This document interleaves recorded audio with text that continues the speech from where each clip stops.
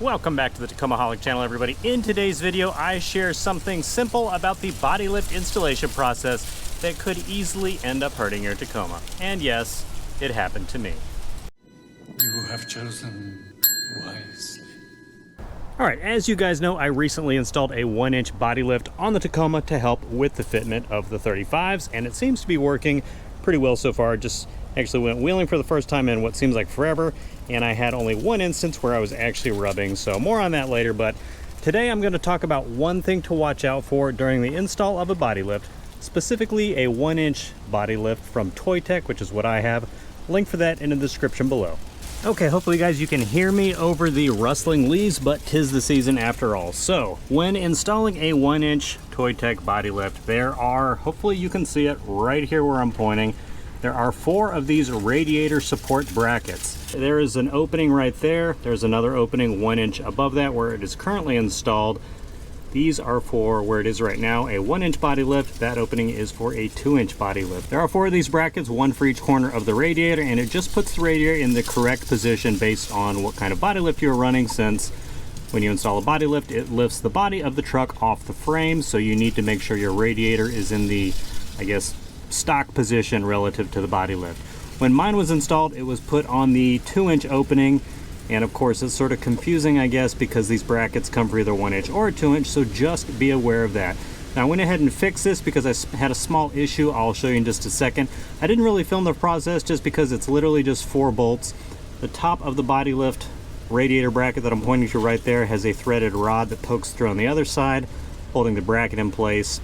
And then you just use the factory bolt that attaches your radiator to the truck and run it through, and it's good to go.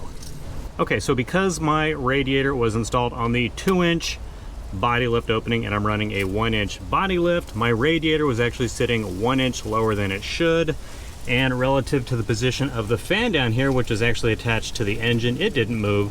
So my fan was actually barely rubbing the top of this plastic fan shroud. I guess it's just here to protect against like rocks and stuff getting flung all over the place. So it was barely rubbing this. I never heard the fan rubbing this, which is kind of weird, but there was a little like plastic, I guess, threads from the contact that I peeled off.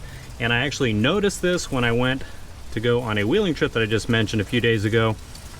I had turned the truck off right at the trailhead to air down, and as I was getting ready to air down, I was literally on this tire right here, and I saw coolant starting to spill out down here, and it was just overflowing over my reservoir right here. So I don't really believe in coincidences. I'm assuming it's because having that radiator out of position was messing something up. Reached out to my friends on Tacoma World and they came through. A few of them suggested a brand new OEM radiator cap, which I did of course replace. It's like 15-20 bucks just to make sure that, you know, the pressure in there is what it is supposed to be. And then another one recently did a 1-inch body lift as well, and he mentioned watch out for those brackets. Easy thing to overlook, just wanted to mention it in case you guys are interested in running a body lift. Watch out for that so you don't have any radiator issues. Since swapping the cap and getting those radiator support brackets where they are supposed to be, obviously you can see right there I have plenty of clearance between the fan and the plastic shroud, so that's no longer an issue. Did a few test drives, driven probably about 300 miles since this fix on the wheeling trip and just driving around town testing it.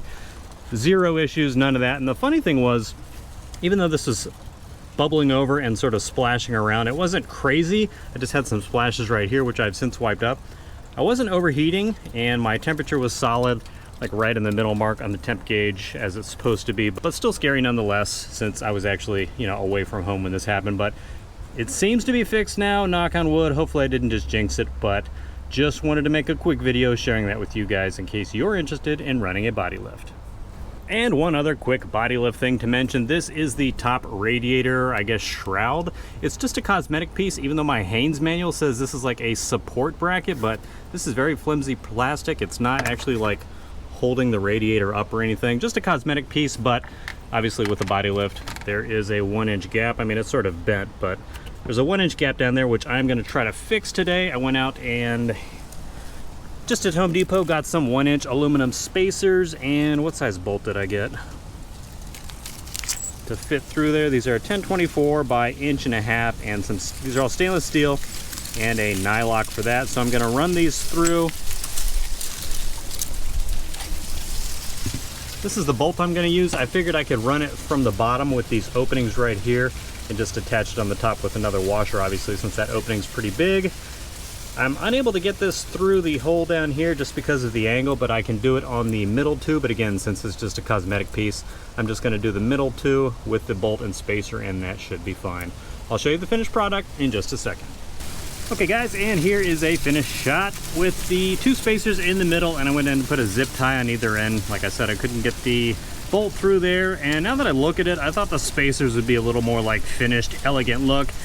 I might just end up taking those two middle ones out and replacing them with zip ties. Anyway, here's what the zip ties look like on the end, just to keep this corner from flapping around.